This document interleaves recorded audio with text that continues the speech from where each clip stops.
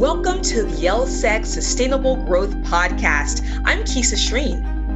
Longtime listeners of the Refinitiv Sustainability Perspectives podcast will notice some things are, a bit different. Today marks an exciting new chapter for this show. We've got a new name and a new look. We began this show 3 years ago at Refinitiv, and in the more than 80 episodes we've done, we've tackled some of the biggest issues of our time, from climate investing to Black womenomics, green infrastructure to greenwashing, diversity and inclusion to the race to net zero. For those who've been with us from the start, thanks so much for listening and for your support. For those just joining us, welcome. We'll continue to bring you interviews with some of the best and brightest leaders and researchers across the spectrum of sustainability. As you're listening to this, COP27 is just getting started in Egypt, so we wanted to check in with someone who could help us understand where we are at this unique moment. So we sat down with Jesica Andrews from the UN's Environment Program Finance Initiative for a sense check on the race to net zero and what we should look out for heading into 2023. Here's my conversation with Jess. Jess Andrews is investment lead at the United Nations Environment Program Finance Initiative, where she leads the Investment Leadership Program and focuses on portfolio target setting with investors in the UN-convened Net Zero Asset Owner Alliance. Jess is also the author of the G20 Sustainable Finance Working Group paper, High-Level Recommendation for Credible Net Zero Commitments, and we're going to dig into that today. Jess, thank you for joining us. Kisa, thank you for having me. So we know developed countries committed to jointly to mobilize about $100 billion in supporting climate action and supporting developing countries around climate action. And Jess, how is the UN helping countries and quite frankly, helping them make those commitments, helping them deliver on those commitments that have been made? So the UN has very broad architecture in place to work with and support countries. For example, the United Nations Framework Convention on Climate Change, the UNFCCC, is responsible for hosting the COP every year and bringing together governments from all over the world and supporting those negotiations. We also have specialized parts of the UN, like the UN Development Program or the UN Environment Program, which support countries in a whole range of things, from implementing mitigation and adaptation programs to supporting them in preparing their NDCs, their nationally determined contributions, or in accessing the Green Climate Fund. We also convene the Intergovernmental Panel on Climate Change, the IPCC, and this compiles the climate research every 4 years so that we have a picture of where the global climate is moving with respect to climate change. And as you said, I work with a particular part of UNEP that partners with over 450 banks and insurers and over 5,000 investors to help integrate sustainability objectives into their practices, what your audience may often refer to as ESG, really along the lines of the Sustainable Development Goals, as well as work with leading investors and banks and insurers to help push those boundaries even further. Great. So working with those the 17 SDG Sustainable Development Goals there.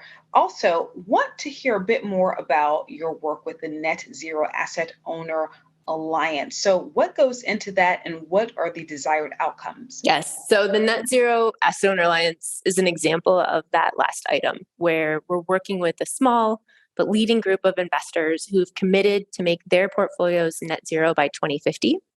It's now 10 trillion in assets under management, and it was the first global alliance committed to net zero, launched in 2019.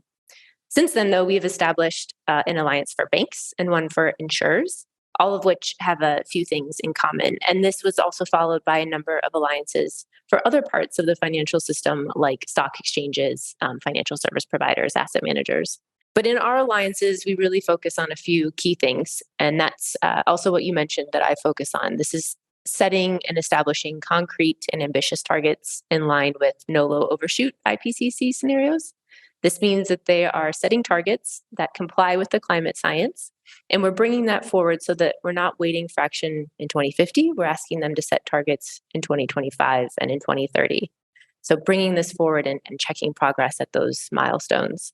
We also prioritize working with the real economy, so engaging companies to transition their business practices, not just transitioning portfolios or loan books. And we work with policymakers. So recently, the Net Zero Asset Owner Alliance released a call for carbon pricing to global governments and also responds to a number of policy developments asking for the right types of data disclosures so that we can make this transition meaningful. And finally, we work on financing climate solutions. So where do the investments need to go so that these companies can transition their businesses? So just when I hear financial firms as well as insurers, I think immediately about physical climate risk as it relates to insurers. How big is that conversation becoming now? It's huge. It's really massive. And with every degree of warming, we see how hard this gets. We've heard global insurers say that a 4-degree world, a 3-degree world, these are not insurable worlds. That physical risk is just overwhelming. And that's what really we're trying to address here is businesses have to transition. Otherwise, each fraction of a degree that we overshoot our objective of 1.5 really has clear financial implications for the global economy, but for investors and insurers alike. So this takes us to the question, what aren't companies doing well in their net zero target setting? What's going on here? Are there best practices or even practices that companies should stay away from? Yeah, so let's first start with how they're doing well, and then we can talk about some of the challenges that they're facing. So investors, banks, and insurers, as I mentioned, they're committed to the most ambitious climate science out there. They're working to achieve 1.5 degrees with limited or no overshoot. That means we don't blow that budget and then come back down. And we're really asking them to set these targets at 2025 and 2030 so that we can do a public reporting at those milestones alongside what the countries do, which is called the global stock take at those points in time. And we can see, how the private sector is moving and how the global system is moving. And what we do in the target setting is we ask them to set those targets within 12 months of joining. And then every year they report to the UN Secretariat convening the alliance on their progress. And then again, there's that public reporting at the 5-year mark. And we just put in place in the Asset Owner Alliance a accountability mechanism. So we're checking with a peer group of reviewers and the Secretariat the targets that are submitted for the methodologies according to the guidelines that we've developed in our alliances. And where those are falling short, we are flagging and engaging. And the objective is to help first build capacities of those that are submitting targets where they might be falling short. And if they, cannot meet that criteria that's been set out by the alliance, then we can engage in a delisting process so that they're no longer a part of the alliance. So all of our companies are the investors that we're working with. They are, reporting annually, and then we'll do so at that 5-year mark as well. And how do you rein in those companies that aren't reporting at all? So our alliance is focused on the leading investors. And so, when they sign up to the alliances, they are committing to meet this criteria that we've established. But more and more what we see is, we're reaching a point where we have a large portion of the assets under management now committed to these alliances. The proof of concept is there. And we really need to see policymakers now transition this from a leadership initiative and a proof of concept to mainstream.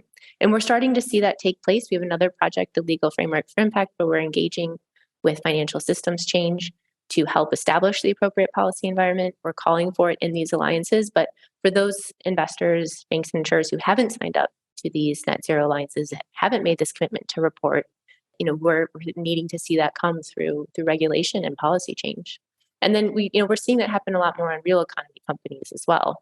They are looking to, the disclosure requirements are growing. This comes from TCFD and other places. And this is really important because you can't manage what you can't measure. So we're really needing to see that data come forward from both real economy companies and then how that trickles through to the portfolio and loan books of the financial institutions that we're working with.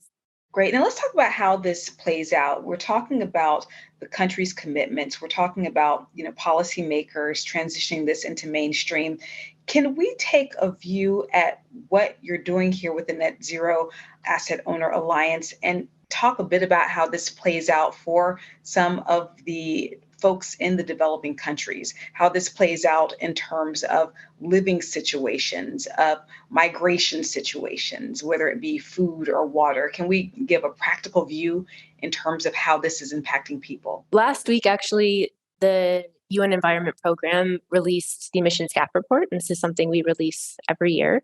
And it shows that, with policies in place, we're reaching above 2.8 degrees, which, doesn't seem like that big of a difference between 1.5 and 2.8, but these are worlds of difference. It means much higher risk of extreme droughts and heat waves, higher sea level rise, enormous differences in terms of ecosystem collapse in different regions. And this is really, really important. And we're seeing, a number of initiatives where countries are committing to reduce methane, which is a really important and powerful greenhouse gas, or go beyond oil and gas. And these alliances are really important, but it really needs to just be across the board. We need to see action from policymakers, from company CEOs, from individuals, because we're all just as much a part of the problem as we are a part of the solution. And if we don't get this right, it is going to impact, the lives of many people across the world. So what are the UN's 2023 expectations or predictions? Are you setting those out right now in terms of what you're looking forward to or what concerns you might have for next year? Yeah, I think we're really hoping that the COP this year, it's happening in Egypt, will, be a tipping point or a turning point. We've seen a lot of incredible progress, a lot of things that, the climate community wouldn't have expected as feasible just a couple years ago. Net zero scenarios coming out from some of, the largest economies. But it's not enough. It's not adding up. And so what UNEP is really hoping for is that we start to see the corporate and financial sector commitments and ambition reinforce the policymaker commitments and ambition, and that, both of these pan out at COP and we come out with a strong resolution that really does help rein in the emissions that we need to cut. So right now, NDCs are on track for a 5 to 10%, reduction. But what we need to see is a near halving, so 45 to 50% by 2030 to really get us back on track for 1.5. And finally, Jess, what would you say are the top 3 most critical things in terms of achieving net zero? This is such a great question, Kisa, and I'm so glad you asked it. It's one of my favorites, because it's really not that difficult. And when we started this work a couple of years ago, we looked around at the climate models, and then we also had to dig a little deeper for models that showed it at a sector level, because that's, that is the level at which investors and banks invest and provide capital. And we found the One Earth climate model and the IEA, the International Energy Agency, net zero by 2050 scenario. And they both agree, and they agree with the climate models. We need kind of 3 key things. The first is a massive shift from fossil fuel-based architecture to one that is renewable. We need to see electrification of utility grids, and we really need to see transportation methods become electric. So this is the banning of internal combustion engines and the like. We also, would really benefit from adjustments to agriculture or in some of the material sectors like steel industry using electric arc furnaces. But these 3 things address a huge component of the problem. And a price on carbon would go a long way to achieving a lot of this, because it internalizes, the climate externality that is a big part of why we're seeing this challenge today.